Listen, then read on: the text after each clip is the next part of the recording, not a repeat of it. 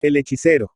El castillo estaba en la cumbre del cerro, y, aunque en lo exterior parecía semiarruinado, se decía que en lo interior tenía una muy elegante y cómoda vivienda, si bien poco espaciosa. Nadie se atrevía a vivir allí, sin duda por el terror que causaba lo que del castillo se refería. Hacía siglos que había vivido en él un tirano cruel, el poderoso hechicero. Con sus malas artes había logrado prolongar su vida mucho más allá del término que suele conceder la naturaleza a los seres humanos. Se aseguraba algo más singular todavía. Se aseguraba que el hechicero no había muerto, sino que solo había cambiado la condición de su vida, de paladina y clara que era antes, en tenebrosa, oculta y apenas o rara vez perceptible. Pero hay de quien acertaba a verle vagando por la selva, o repentinamente descubría su rostro, iluminado por un rayo de luna, o, sin verle, oía su canto ala a lo lejos, en el silencio de la noche. A quien tal cosa ocurría, ora se le desconcertaba el juicio, ora solían sobrevenirle otras 1000 trágicas desventuras. Así es que, en 20 o 30 leguas a la redonda, era frase hecha el afirmar que había visto u oído al hechicero todo el que andaba melancólico y desmedrado, toda muchacha ojerosa, distraída y triste, todo el que moría temprano y todo el que se daba o buscaba la muerte.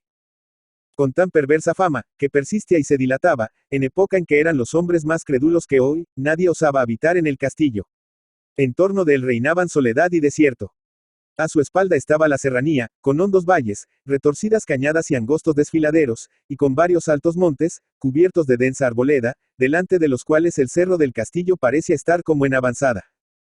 Por ningún lado, en un radio de 2 leguas, se descubre habitación humana, exceptuando una modesta alquería, en el término casi del pinar, dando vista a la fachada principal del castillo, al pie del mismo cerro. Era dueño de la alquería, y habitaba en ella desde hacía 12 años, un matrimonio, en buena edad aún, procedente de la más cercana aldea. El marido había pasado años peregrinando, comerciando o militando, según se aseguraba, ala en las Indias. Lo cierto es que había vuelto con algunos bienes de fortuna. Muy por cima del prestigio que suele dar la riqueza, y como riqueza eran considerados su desahogo y holgura en el humilde lugar donde había nacido, resplandecían varias buenas prendas en este hombre, a quien, por suponer que había estado en las Indias, llamaban el indiano. Tenía muy arrogante figura, era joven aún, fuerte y diestro en todos los ejercicios corporales, y parecía valiente y discreto. Casi todas las mozas solteras del lugar le desearon para marido. Así es que él pudo elegir, y eligió a la que pasaba y era sin duda más linda, tomándola por mujer, con no pequeña envidia y hasta con acerbo dolor de algunos otros pretendientes. El indiano, no bien se casó, se fue a vivir con su mujer a la alquería que poco antes de casarse había comprado. Allí posella, criaba o se procuraba con leve fatiga cuanto hay que apetecer para campesino regalo y sano deleite. Un claro arroyo, cuyas aguas, más frescas y abundantes en verano por la derretida nieve, en varias acequias se repartían, regaba la huerta, donde se daban flores y hortalizas. En la ladera, almendros, cerezos y otros árboles frutales. Y en las orillas del arroyo y de las acequias, mastranzos, violetas y 1000 hierbas olorosas. Había colmenas, donde las industriosas abejas fabricaban cera y miel perfumada por el romero y el tomillo que en los circunstantes cerros nacían. El corral, lejos de la casa, estaba lleno de gallinas y de pavos. En el tinado se guarecían 3 lucidas vacas que daban muy sabrosa leche. En la caballeriza, 2 hermosos caballos, y en apartada posilga, una pequeña piara de cerdos, que ya se echaban con habas, ya con las ricas bellotas de un encinar contiguo. Había, además, algunas asas sembradas de trigo, garbanzos y judías. Y, por último, ala en la hondonada un frondoso sotillo, poblado de álamos negros y de mimbreras, hacia cuyo centro iba precipitándose el arroyo y formando, ya espumantes cascadas, ya serenos remansos.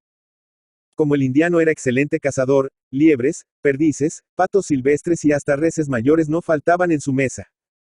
Así vivían, como he dicho, hacia más de 12 años, marido y mujer, en santa paz y bienandanza, alegrándoles aquella soledad una preciosa y única hija que habían tenido y que rayaba en los 11 años. No consta de las historias que hemos consultado, cuál fuese el nombre de esta niña. Pero, a fin de facilitar nuestra narración, la llamaremos Silveria.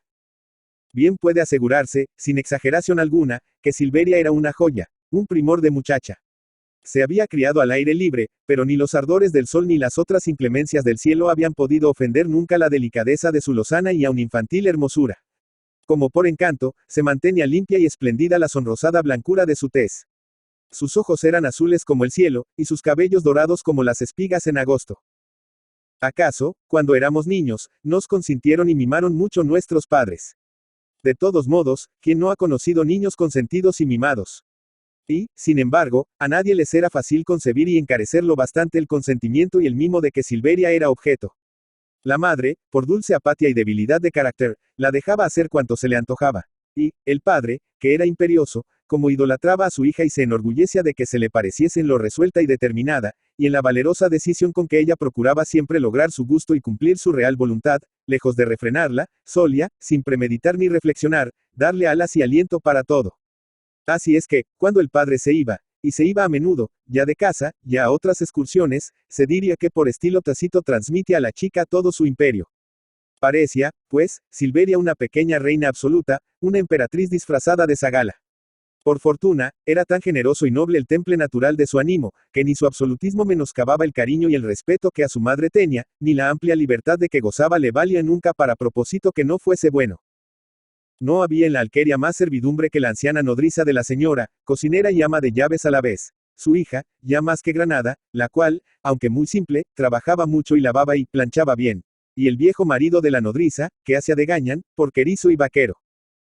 Silveria, como se había criado en aquel rústico apartamiento, sin hablar apenas sino con su gente y con sus padres, era dechado singular de candorosa inocencia. Se había formado de la naturaleza muy alegre y poético concepto, y en vez de recelar o desconfiar de algo, a todo se atrevía y de nada desconfiaba. Cuanto era natural imaginaba ella que existía para su regalo y que se deshacía para obsequiarla. ¿Cómo, pues, había de ser lo sobrenatural menos complaciente y benigno? Por eso, sin darse exacta cuenta de tal discurso, y más bien por instinto, Silveria no se asustaba ni de la obscuridad nocturna, ni de las sombras y del silencio del bosque, ni de los vagos y misteriosos ruidos que forman el agua al correr y el viento al agitar el follaje. El mismo hechicero, de quien había oído referir mil horrores, en lugar de causarle pavor, le infundía deseo de encontrarse con él y de conocerle y tratarle. A ella se le figuraba que era calumniado y que no podía ser perverso como decían. Contaba su madre que el hechicero no la atormentaba ya, pero que durante los primeros años de su matrimonio y de su estancia en la alquería, la había atormentado no poco. Tal vez, de noche, ella había oído su voz entonando melancólicos cantares. Tal vez había llegado hasta su oído el son triste y mágico de su melodioso violín. Tal vez ella le había entrevisto, al incierto resplandor de las estrellas, cuando atravesaba la selva y llegaba a un claro, donde no había encinas, pinos ni abetos. Entonces decía la madre que la sangre se le helaba con el susto, que sentía pena, como la que deben causar los remordimientos, considerando delito el ver o el oír, y que cerraba ventanas y puertas para que el hechicero no viniese a buscarla. Silveria no comprendía lo que contaba su madre, o lo comprendía al revés. Ni en el canto ni en el sonido del violín acertaba a distinguir nada de espantable ni de pecaminoso. Y lo único que la apenaba era que aquella música, a su ver tan infundadamente medrosa, no sonase ya nunca, o, al menos, no llegase a su oído. Sin el menor recelo, y ligera como una corza, solía, pues, Silveria salir de su casa, donde su madre andaba distraída y empleada en faenas domésticas, y recorría, saltando y brincando, todas aquellas cercanías. De lo que más gustaba era de ir al pie del castillo, que no estaba lejos, y cuyas almenas y torres y aun la fachada principal, con sus grandes ventanas ojivales, descollando sobre la masa de verdura, se divisaban bien desde el mismo cuarto en que ella dormía. Delante del castillo había un ancho estanque de agua limpia y pura, porque el abundante arroyo que regaba la huerta, entrando y saliendo, renovaba el agua de continuo. En aquel estanque el castillo se miraba con gusto como en un espejo, iluminando fantásticamente su fondo y prestándole apariencias de profundidad infinita, se retrataba también en él la divina amplitud de los cielos. Por todo alrededor había, además de las encinas y robles de la selva, sauces, higueras, granados, acacias y muy viciosa lozania de otras plantas y hierbas.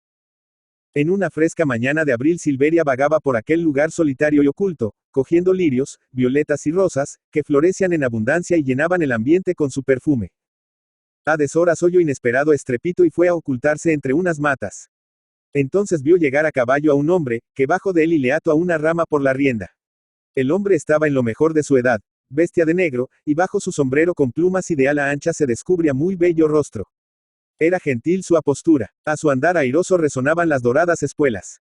El aspecto del forastero no era ciertamente para atemorizar a nadie, de suerte que Silveria, que ya de por sí no pecaba de tímida, salió de su escondite, y marchando hacia el recién llegado, le dijo: «Buenos días tenga su merced». Sorprendido el forastero de la repentina aparición, exclamó: «¿Quién eres tú, chiquilla?». «Soy Silveria», contestó, «soy la hija del indiano. Vivo a pocos pasos de aquí. Si no lo estorbéis la arboleda, se vería desde aquí mi casa». Y el señor caballero, es por ventura el encantador de quien tanto se habla. No, hija, yo no soy el encantador, pero ando en su busca. Y tú, dime, ¿qué hacías por aquí? Pues, ¿qué había yo de hacer? Nada, coger flores. Aquí las hay a manta, y tan bonitas. Mire, mire cuántas he cogido. Y extendiendo los brazos y desplegando el delantal, le enseñaba las flores que en él tenía. Tome su merced las que quiera. Gracias, dijo el caballero. Y tomando del delantal 2 lirios de los que tenían más largo el cabo, se quitó el sombrero, puso en él los lirios al lado de las plumas y volvió a cubrirse. Tal vez notó la chica, mientras él estaba descubierto, que su cabellera era negra y rizada en bucles, blanca y serena la frente y los ojos dulces y tristes. Ello es que, cobrando mayor confianza, habló así Silveria. Aunque me moteje de sobrado curiosa, ¿quiere su merced decirme qué diantre ha venido a hacer por estos andurriales? Cayeron en gracia al caballero el imperioso desenfado y el infantil despejo de Silveria, y le respondió sonriendo. Hija mía, yo he comprado este castillo, y vengo a vivir en él.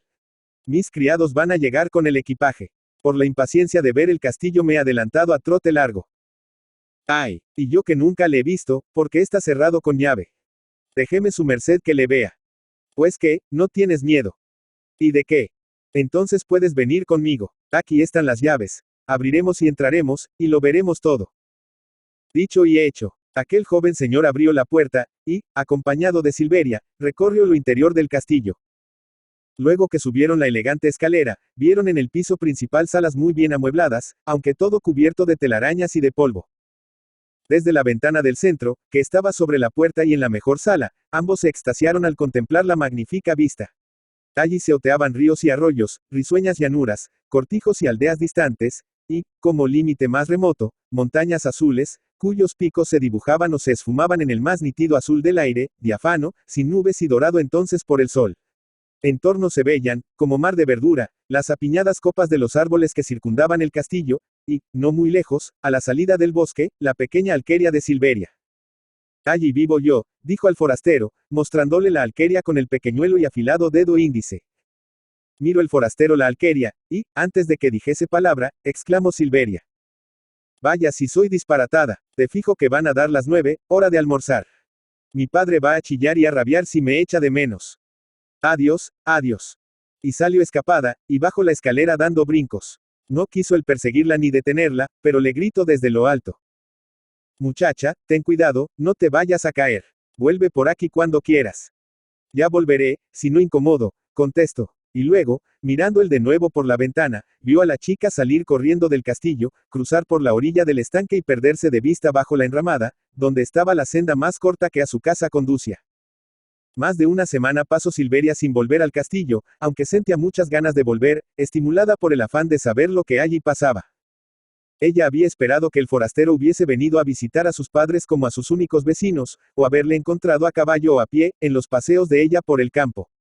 Pero estas esperanzas le salieron vanas. Sin duda el joven señor había buscado la más completa soledad, en la cual de tal modo se complacía, que se pasaba el tiempo encerrado en su nueva mansión, invisible para todos. Silveria, al cabo, no supo resistir a su deseo de volver a verle. Recordó que le agradaban las flores, y, cogiendo muchas de las más lindas y fragantes que había entonces en su huerta, hizo un ramillete y se fue con él al castillo. A la puerta había un viejo criado. Traigo estas flores para el señor, le dijo Silveria. El viejo criado echó mano a las flores para llevárselas. Tate, atrevido, dijo la muchacha riendo, yo misma he de llevar las flores. Anuncia a su amo que Silveria está aquí. Riendo a su vez el vicio de la despótica desenvoltura de la muchacha, se fue a cumplir su mandato. Ella le siguió hasta el pie de la escalera, y como desde allí sintiera pasos en lo alto, el viejo gritó. Señor, aquí está Silveria. Que suba, respondió el señor al punto.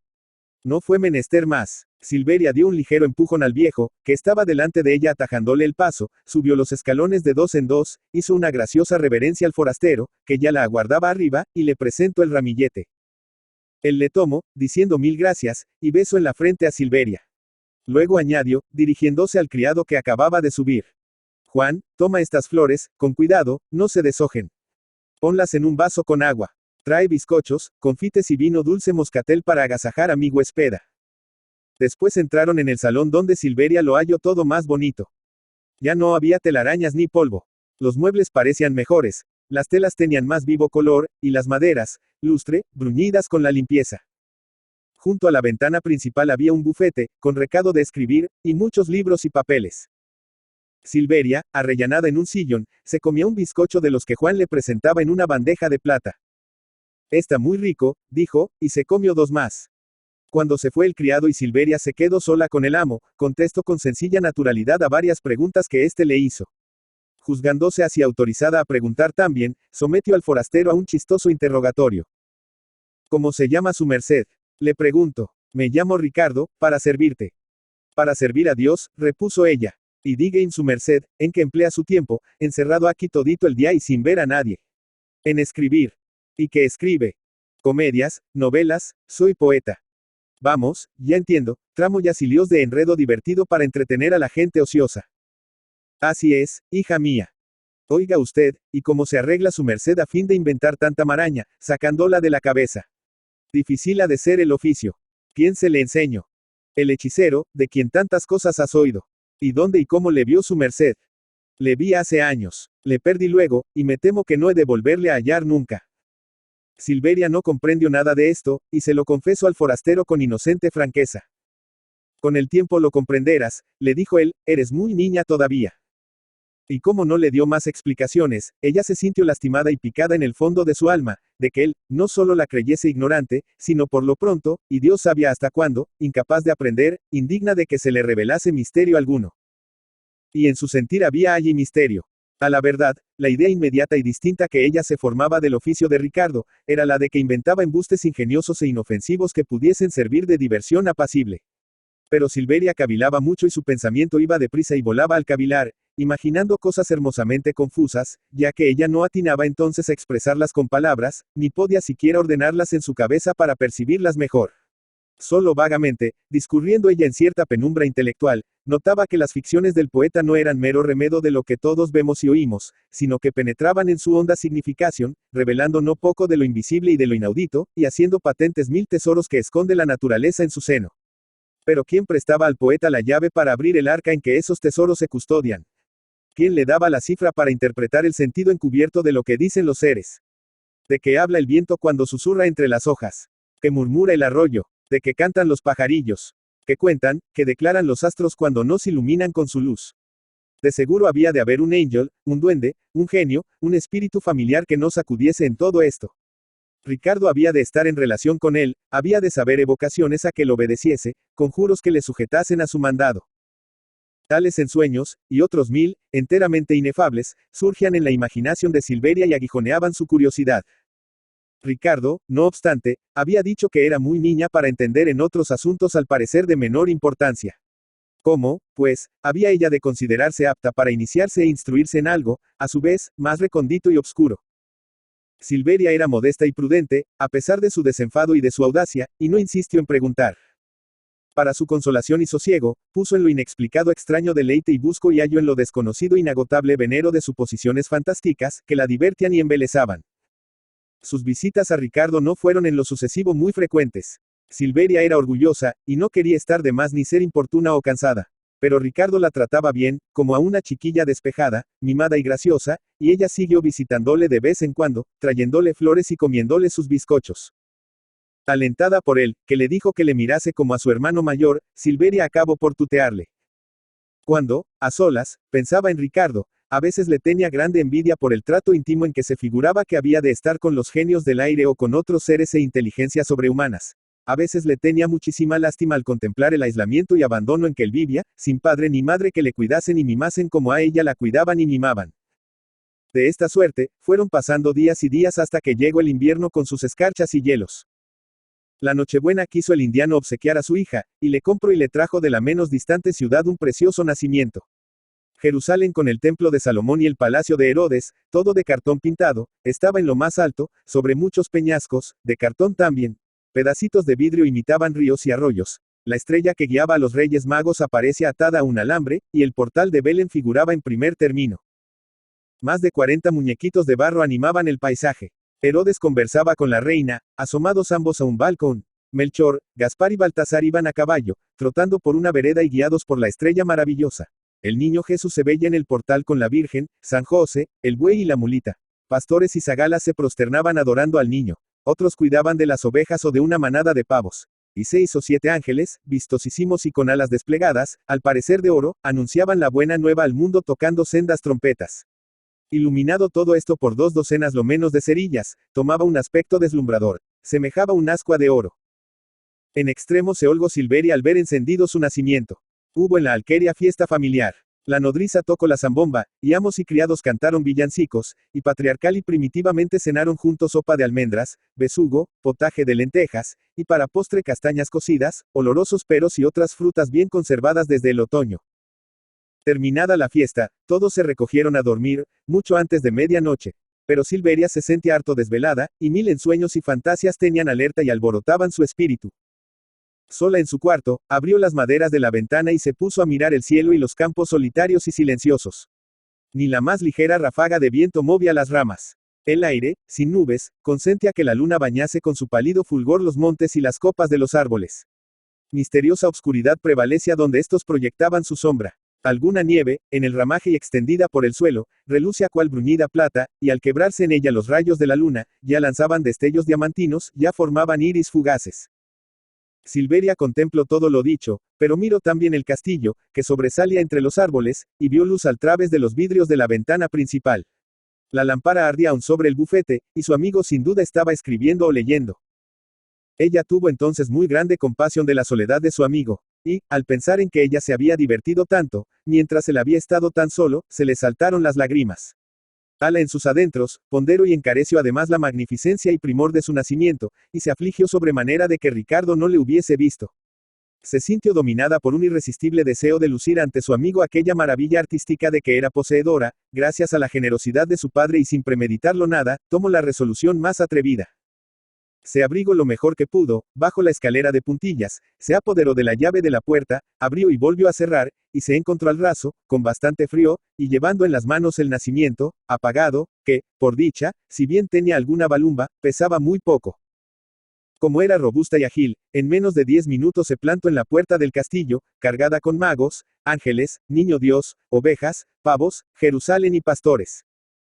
Depositando su carga en el suelo, dio 2 aldabonazos, y pronto oyó la voz del viejo Juan, diciendo: ¿Quién llama? Gente de paz, ábreme, hombre. Juan conoció la voz, y abrió, todo espantado y santiguándose y persignándose. Ave María Purísima, ¿qué ha sucedido? Muchacha, te has vuelto loca. No seas tonto, replicó ella. Yo estoy en mi juicio. Vengo a que vea tu amo esta preciosidad. Vamos a encender a escape. Y, valiéndose de la luz que Juan traía, encendió sin detenerse las candelas todas. Cállate, no digas que estoy aquí. Voy a sorprender a tu amo. Y cargando de nuevo con el nacimiento, ya todo refulgente, subió Silveria la escalera. El poeta, con los codos sobre la mesa y absorto en sus meditaciones, no había sentido nada. Silveria entró, se acercó a él sin hacer ruido, y cuando estuvo a cortísima distancia, recordó lo que el ángel principal llevaba escrito en un cartoncillo, pendiente de la trompeta, y con voz argentina y melodiosa, lo dijo como saludo. Gloria a Dios en las alturas y paz en la tierra a los hombres de buena voluntad. Maravillado el poeta, se puso de pie de un salto, y la muchacha, adelantándose rápidamente, colocó sobre la mesa la luminosa y sencilla representación del sagrado misterio. Vamos, exclamó. Confiesa que es muy bonito. Ricardo lo miró todo, por un breve instante, sin decir palabra. Luego miró a Silveria y dijo: Ya lo creo, es un prodigio. Y haciendo a la chica por la cintura con ambas manos, la levantó a pulso en el aire, la chilló, la brincó y le dio en las frescas mejillas media docena de besos sonoros. Enseguida la reprendió suave y paternalmente por el audaz desatino de haberse escapado de su casa, viniéndose sola a medianoche por entre los pinos. Ella le oyó compungida, pero no arrepentida. No por eso dejó el de mirar de nuevo el nacimiento, celebrándole mucho. Después apagó a soplos todas las candelas, se puso la capa y el sombrero hizo que Juan le acompañase, cargado con el nacimiento, y, tomando a Silveria de la diestra, y en su izquierda una linterna encendida, llevó a la chica a casa de sus padres, donde la hizo entrar, donde Juan dejó el nacimiento y de donde no se retiró hasta que Silveria quedó dentro y echó la llave. Pasó tiempo, y las visitas de Silveria y sus coloquios con el poeta no se hicieron más frecuentes.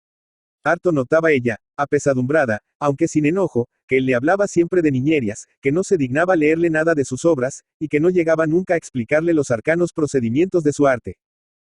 Pero Silveria, que tenía mucho orgullo, culpaba de todo a sus cortos años, y se afligía poco, porque era confiada, jovial y alegre, y no se afligía sino con sobrado motivo.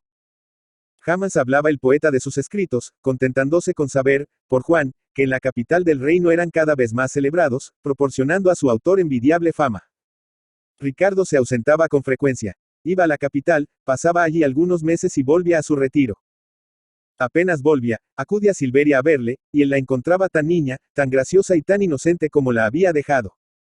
Aconteció, no obstante, que en una de esas excursiones, Ricardo tardaba mucho en volver.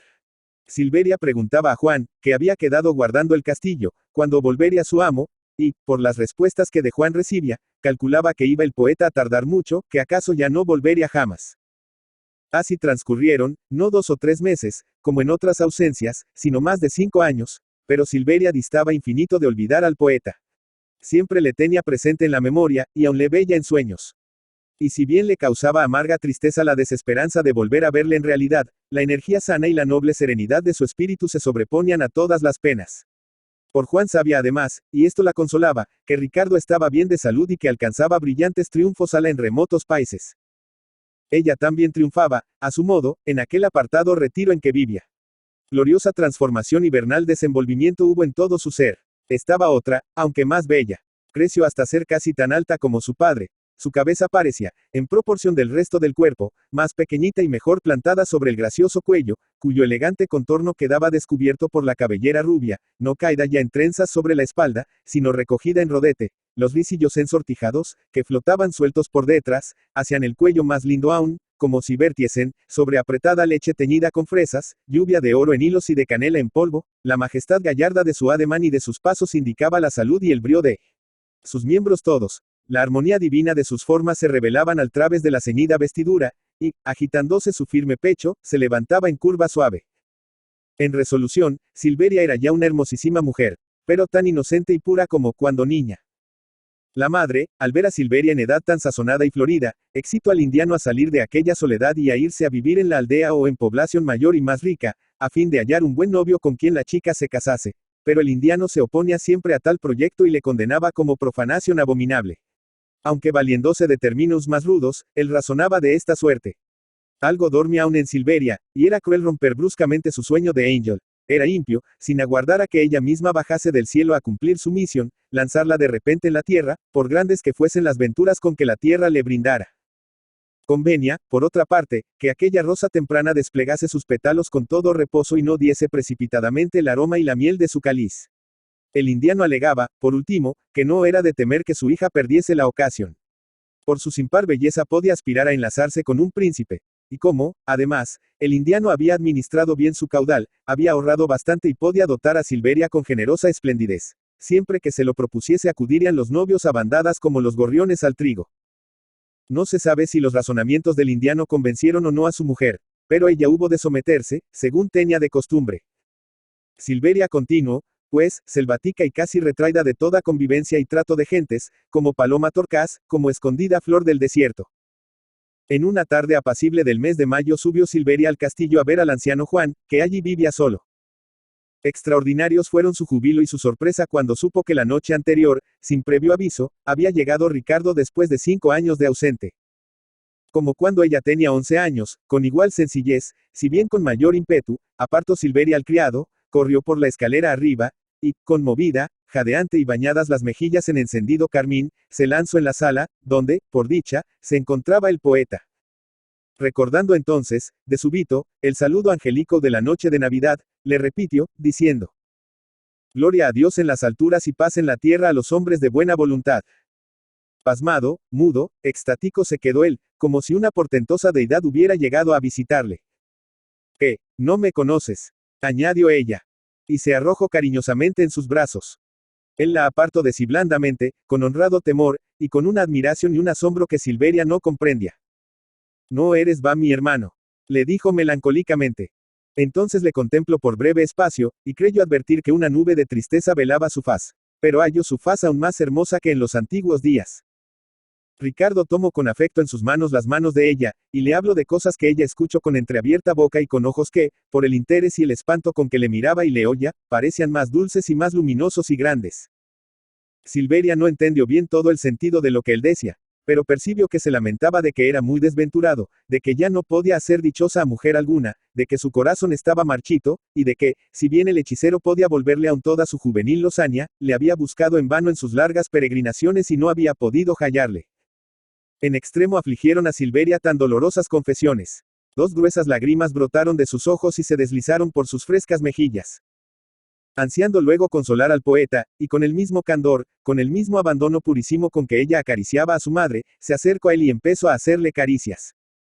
En aquel punto, y con disgusto idéntico al que siente quien recela que alguien trata de impulsarle a cometer un crimen, Ricardo rechazó violentamente a Silveria, exclamando: «No me toques, no me beses, vete pronto de aquí». La gentil moza, sin penetrar el motivo de aquellos aparentes y generosos desdenes, se consideró profundamente agraviada. No se quejo, no rogo, no lloro.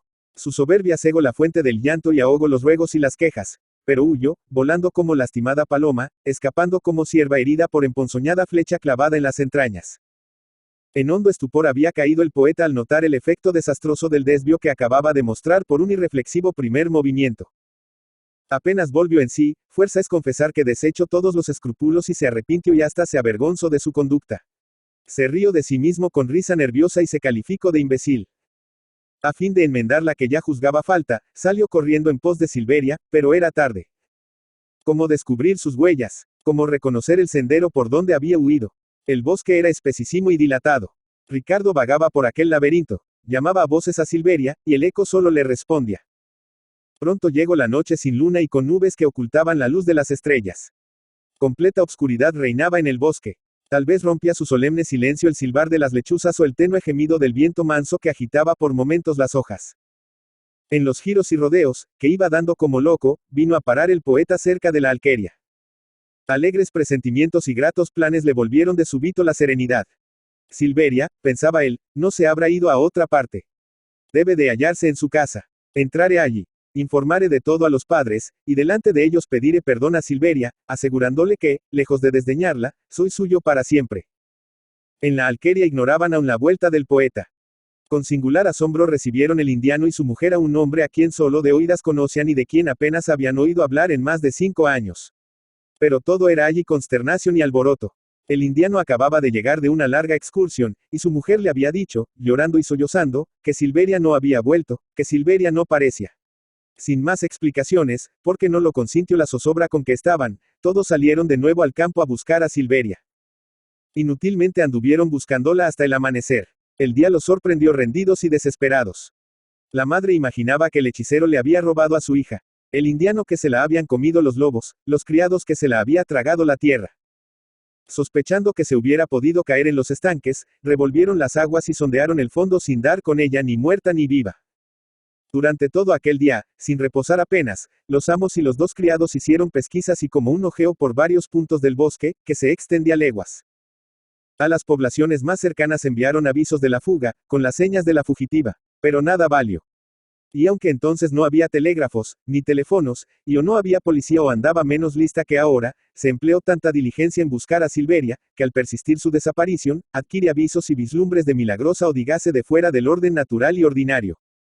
Retrocedamos ya al tiempo, en que nos hemos adelantado, y volvamos a cuando huyó Silveria, juzgándose agraviada. Delirante de rabia y despecho, corrió primero, sin parar y sin saber por dónde, internándose en un agreste e intrincado laberinto, por el cual no había ido jamás, y donde no había sendas ni rastro de pies humanos, sino abundancia de brezos, helechos, jaras y otras plantas, que entre los árboles crecían, formando enmarañados matorrales. Se detuvo un rato, reflexionó y reconoció que se había perdido. La asaltó grandísimo temor, figurándose el horrible pesar que iba a dar a sus padres si no volvía pronto a su casa. Pugno por volver, buscó el camino, se dirigió, ya por un lado, ya por otro, pero a cada paso se desorientaba más y se veía en más desconocido terreno. La esquividad de aquellos sitios se hizo pronto más temerosa y solemne. Obscurísima noche sorprendió en ellos a Silveria. Por fortuna, Silveria no sabía lo que era miedo.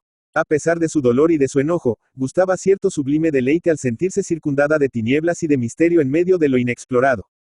Quizá el hechicero iba a aparecérsele allí de repente. Ideas y sentimientos muy distintos surgieron en su alma. La ira contra el poeta se trocó en piedad.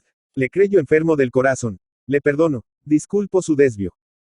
El hechicero había causado aquel mal, y era menester que el hechicero le trajese remedio. Entonces improvisó Silveria una atrevida evocación, un imperioso conjuro, y dijo en alta voz y con valentia: Acude, acude, hechicero, para consolar y sanar a mi poeta y hacerle dichoso.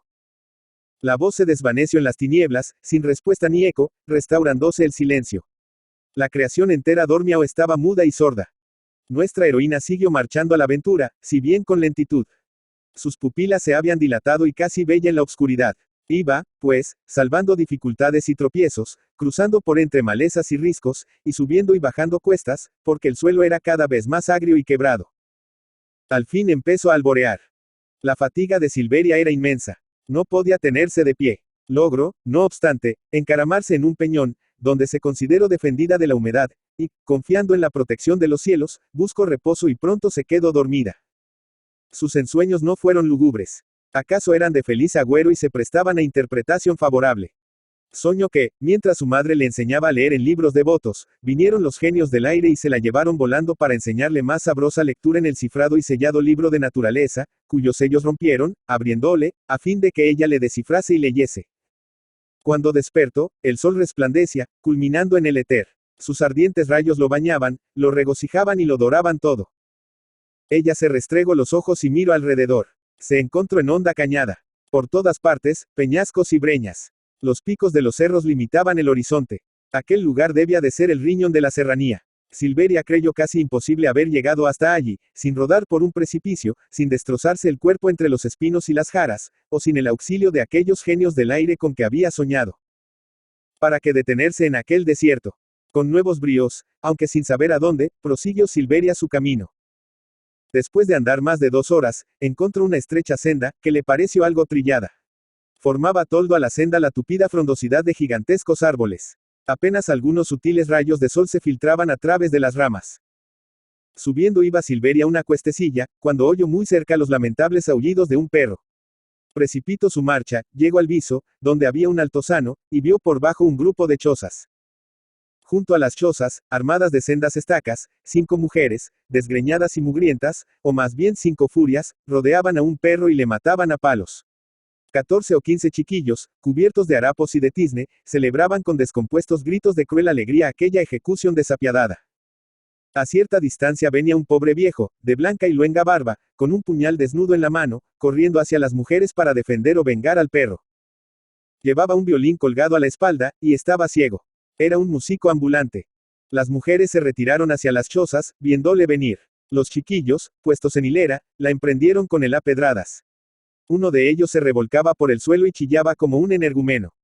El perro, acosado por todos, le había dado un pequeño mordisco, motivando así la ira de las mujeres y la canina tragedia. El ciego llegó tarde. El perro había quedado muerto. Derribándose sobre el anciano, hizo tales lamentaciones y vertió llanto tan desconsolador, que algo mitigó la ferocidad de aquella gente. Los chiquillos dejaron de tirarle piedras, pero ellos y sus madres continuaron insultándole de palabra. Le llamaban brujo, mendigo sinvergüenza y hechicero maldito. En esto llegó Silveria, imprevisto y raro personaje en medio de tal escena. Por salvadora aventura pudo tenerse que los maridos y padres de aquella desarrapada y turbulenta Grey, los cuales, bajo la traza de carboneros y leñadores, tal vez eran contrabandistas o bandidos, hubiesen ido lejos, aquel día, a ejercer sus industrias o a entregarse a sus merodeos. Si hubieran estado allí, el ciego y Silveria, que se puso a defenderle, muy animosa, hubieran corrido grave peligro, porque aquellos hombres habían de ser maleantes y desalmados. Como quiera que fuese, Silveria, convirtiéndose en denodada amazona, se apoderó del arma, que el viejo no sabía esgrimir a causa de su debilidad y de su ceguera, y creyó y aseguró que tendría a raya a toda la chusma. Lo prudente, sin embargo, era emprender una pronta retirada. El ciego lo pedía así, diciendo con voz temblorosa a Silveria: Vámonos, hija mía. Me estoy muriendo. Apenas puedo andar. Tú eres un ángel, sírveme de guía y de apoyo. Yo te marcaré el camino que importa seguir, y tú le verás, le distinguirás con tus ojos, que han de ser muy hermosos, y me llevarás por él hasta llegar a un sitio donde aguarde yo con reposo mi muerte, ya cercana. El viejo, en efecto, tenía el semblante de un moribundo. Violentas pasiones y continuos padecimientos, físicos y morales, habían gastado su vida. Sin el perro, dijo, no podía yo irme, si tú, hija mía, no hubieses venido en mi socorro. Ayúdame a llegar a la casa, donde tengo albergue y refugio. No dista mucho de aquí, y, con todo, no sé si llegaré con vida. Las fuerzas me faltan. Silveria, llena de caridad, sostuvo al viejo, y éste, apoyado en su báculo y en el brazo de Silveria, a quien indicaba la vía, fue andando en compañía de la gallarda joven. Durante el viaje, le hizo el viejo pasmosas confidencias. Apenas me hablaste, le dijo, te reconocí por la voz. Pensé que oye a tu madre, cuando, hace 20 años, ella misma, engañándose, me persuadía con dulces palabras de que me quería bien, y me halagaba con la esperanza de ser mi esposa. Pero, en mal hora para mí, vino al lugar el indiano. Tu madre se prendo de él perdidamente. Yo la perdono. Comprendo que no tuvo ella la culpa de mi infortunio, sino la influencia invendible de nuestro sino. Entonces mi alma era más fervorosa y enérgica. Mi alma era injusta, y no la perdonaba. No pocas veces proyecté robarla o matarla, y me disuadía y me arredraba luego mi honradez. O mi cobardía. Como demente, vagaba yo en torno de vuestra alqueria. Me ocultaba en el castillo. Atormentaba a tu madre como un vivo remordimiento. La asustaba haciéndole creer que el hechicero era yo. Dios, sin duda, quiso castigarme, y me dejó ciego. En adelante, no ronde más en torno de vuestra alqueria. Mi vida fue cada vez más desastrosa. Viví errando por montes y valles, tocando mi violín y pordioseando. Las revelaciones del viejo, su sordida miseria y las mismas enfermedades, que se estaba notando que le abrumaban bajo su peso, infundían a Silveria repulsión poderosa. Pero, en su noble espíritu, podía más la compasión, y la excitaba a no abandonar al desvalido hasta que le dejase en salvo. Silveria, además, no acertó a resistir a las insistentes preguntas del mendigo, y le contó su vida, su fuga y su empeño de hallar al hechicero para sanar y consolar al poeta. Entretanto, la peregrinación continuaba, con trabajosa lentitud, por sitios cada vez más escabrosos. Se habían internado en un estrecho y hondo desfiladero. Por ambos lados se erguían montañas inaccesibles, tajados peñascos, por donde no lograrían trepar ni las cabras montesas. La fértil vegetación espontánea revestía todo aquello de bravia hermosura, que causaba a la vez susto y deleitoso pasmo. A menudo el viejo se paraba fatigadísimo, se echaba por tierra y reposaba. En uno de estos momentos de reposo sacó de su zurrón algunos mendrugos de pan vaso y varias rajas de queso, y, al borde de una fuentecilla, compartió con la joven su poco apetitosa y rústica merienda. En otros momentos, Silveria se rindió al sueño y se recobró de su cansancio. La noche llegó al cabo, con aterradora lobreguez. Todavía nos queda bastante que andar, dijo el viejo. Y sacando del zurrón una linternilla y de la faltriquera eslabón, pedernal, yesca y pajuela, encendió un cabo de vela que dentro de la linternilla estaba colocado. Después entregó a Silveria la linternilla y otros cabos de vela, de que venía provisto, para cuando el que estaba ardiendo se consumiera. De esta suerte siguieron caminando.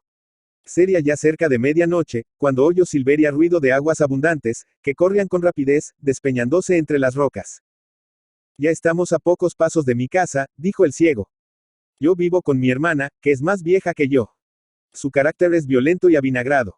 Odiaba a tu madre. No quiero que te vea. Podría reconocerte y hacerte daño.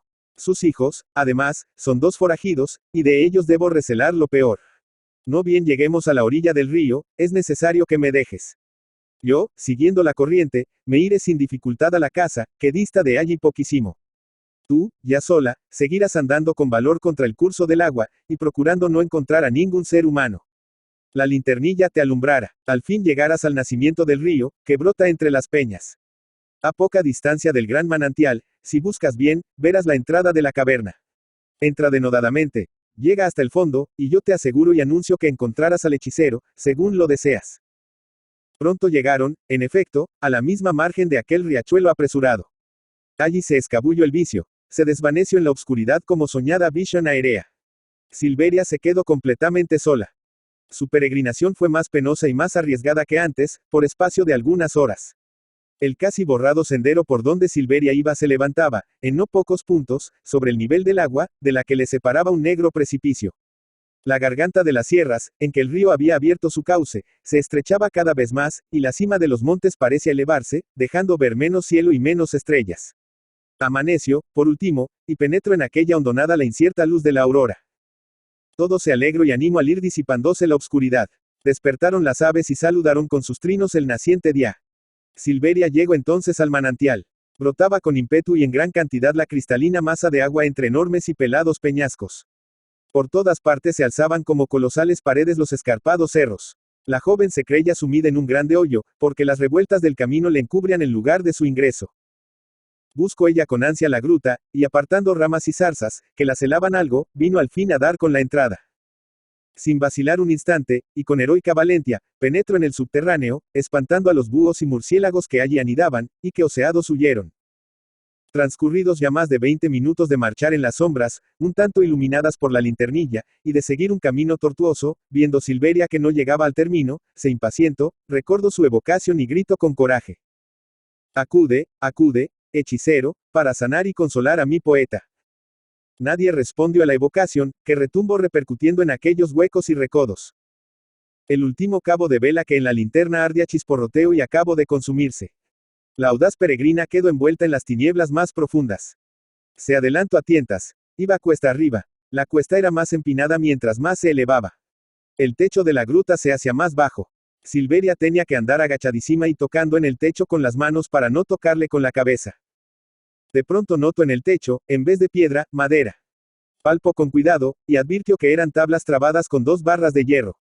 Palpó con mayor atención, y descubrió que las tablas estaban asidas al techo de la gruta por 4 fuertes goznes. Subió entonces 3 escalones en que terminaba la cuesta, aplicó la espalda al tablón y empujó con brío.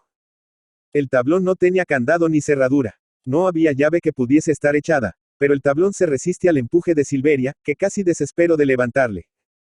Hizo, no obstante, un supremo esfuerzo, y el tablón se levantó, girando sobre los goznes, volcándose de un lado y dejando entrar por la ancha abertura alguna tierra con ortigas, jaramagos y otras pequeñas plantas de que estaba cubierta. La hermosa luz del claro dio baño al mismo tiempo aquella extremidad de la gruta. Alabado sea Dios, exclamó Silveria. Y, saltando alborozada, se encontró en un abandonado e inculto jardincillo, cercado de muy altas murallas, sin ventana alguna. Solo diviso, junto a un ángulo de aquel cuadrado recinto, un pequeño arco ojival, y bajo el arco, las primeras gradas de una angostísima escalera de caracol. A escape pasó ella bajo el arco y subió por la escalera hasta una puertecilla, cerrada con la llave, en que la escalera terminaba. A pesar de las penalidades y emociones de la aventurada peregrinación, Silveria estaba preciosa de beldad, en su mismo desorden. La rubia cabellera, medio destrenzada y caída, las mejillas, rojas con la agitación, el pecho, levantándose con fuertes latidos, y los ojos, con más brillantez que de ordinario, por leve cerco morado con que la fatiga le había teñido los párpados, al borde de las largas y sedosas pestañas. Impaciente y contrariada Silveria por el obstáculo que se le ofrecía, golpeó la puertecilla con furor, sacudiendo sobre ella, con la pequeña y linda mano que parecía inverosímil que tamaña fuerza tuviera, los más desaforados y resonantes puñetazos. Tardaron en abrir, y creció su impaciencia. Volvió a golpear, luego recordó la evocación, y empezó a recitarla gritando. Acude, acude, hechicero. No tuvo tiempo para concluirla. La puertecilla se abrió de súbito, de par en par, y Silveria vio delante a su poeta, lleno del mismo júbilo que ella sentía. Lanzó Silveria alrededor una rápida mirada, y reconoció la sala del castillo donde escribía Ricardo y donde ella le había visitado tantas veces. Quiso entonces, por gracia, repetir la evocación, y empezó a decir nuevamente. Acude, acude, hechicero. Pero tampoco pudo terminar. Ricardo le selló la boca con un beso prolongadísimo y la ciñó apretadamente entre los brazos para que ya no se le escapase. Ella le miró un instante con languida ternura, y cerró después los ojos como en un desmayo. Los pájaros, las mariposas, las flores, las estrellas, las fuentes, el sol, la primavera con sus galas, todas las pompas, músicas, glorias y riquezas del mundo imaginó ella que se veían, que se oían y que se gozaban, 200.000 veces mejor que en la realidad externa, en lo más íntimo y secreto de su alma, sublimada y miríficamente ilustrada en aquella ocasión por la magia soberana del hechicero. Silveria le había encontrado, al fin, propicio y no contrario. Y él, como merecido premio de la alta empresa, tenaz y valerosamente lograda, hacía en favor de Silveria y de Ricardo sus milagros más beatíficos y deseables. No nos maravillemos, pues, y hasta valganos lo expuesto para disculpar a Silveria y al poeta, de que no fuesen, sino 3 horas más tarde, a ver al indiano y a su mujer, y a sacarlos de la angustia en que vivían. Indescriptibles fueron la satisfacción y el contento de ambos cuando volvieron a ver sana y salva a su hija, y asimismo se enteraron de que, sin necesidad de ir a la cercana aldea ni a ninguna otra población, como la madre pretendía, sino en el centro de aquellas esquivas soledades, Silveria había hallado novio muy guapo, según su corazón, conforme con su gusto, y con aptitud y capacidad harto probadas, para toda poesía y aun para toda prosa.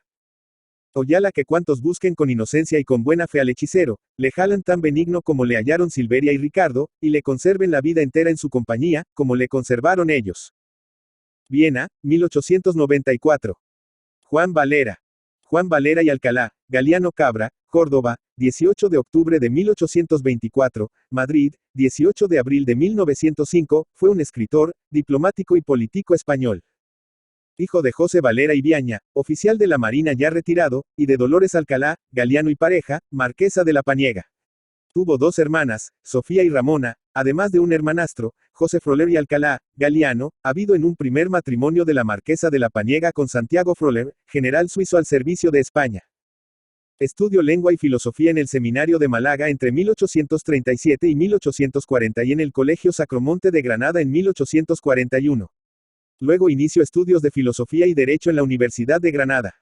Hacia 1847 empezó a ejercer la carrera diplomática en Nápoles junto al embajador y poeta Ángel de Saavedra, duque de Rivas. Allí estuvo 2 años y medio aprendiendo griego y entablando una amistad profunda con Lucia Palladi, marquesa de Bedmar, la dama griega, o la muerta, como gustaba de llamarla, a quien quiso mucho y que le marcó enormemente. Después, distintos destinos lo llevaron a viajar por buena parte de Europa y América. Dresde, San Petersburgo, Lisboa, Río de Janeiro, Nápoles, Washington, París, Bruselas y Viena. De todos estos viajes dejó constancia en un entretenido epistolario excepcionalmente bien escrito e inmediatamente publicado sin su conocimiento en España, lo que le molestó bastante, pues no ahorraba datos sobre sus múltiples aventuras amorosas. Fue especialmente importante su enamoramiento de la actriz Magdalena Brohan. El 5 de diciembre de 1867 se casó en París con Dolores de Labat. Murió en Madrid el día 18 de abril de 1905. Colaboró en diversas revistas desde que como estudiante lo hiciera en la Alhambra. Fue director de una serie de periódicos y revistas, fundó el Cócora y escribió en El Contemporáneo, Revista Española de Ambos Mundos, Revista Peninsular, El Estado, La América, El Mundo Pintoresco, La Malva, La Esperanza, El Pensamiento Español y otras muchas revistas. Fue diputado a Cortes, secretario del Congreso y se dedicó al mismo tiempo a la literatura y a la crítica literaria. Perteneció a la época del romanticismo, pero nunca fue un hombre ni un escritor romántico, sino un epicúreo andaluz, culto e irónico. Tuvo fama de epicúreo, elegante y de buen gusto en su vida y en sus obras, y fue un literato muy admirado como ameno estilista y por su talento para delinear la psicología de sus personajes, en especial los femeninos. Cultivo en ensayo, la crítica literaria, el relato corto, la novela, la historia, el volumen 6 de la Historia General de España de Modesto Lafuente y algunos artículos, y la poesía. Le declararon su admiración escritores como José Martínez Ruiz, Eugenio Dors y los modernistas, una crítica suya presentó a los españoles la verdadera dimensión y méritos de la obra de Rubén Darío. Ideológicamente, era un liberal moderado, tolerante y elegantemente escéptico en cuanto a lo religioso, lo que explicaría el enfoque de algunas de sus novelas, la más famosa de las cuales continúa siendo Pepita Jiménez, 1874, publicada inicialmente por entregas en la Revista de España, traducida a 10 lenguas en su época y que vendió más de 100.000 ejemplares. El gran compositor Isaac Albéniz hizo una ópera del mismo título.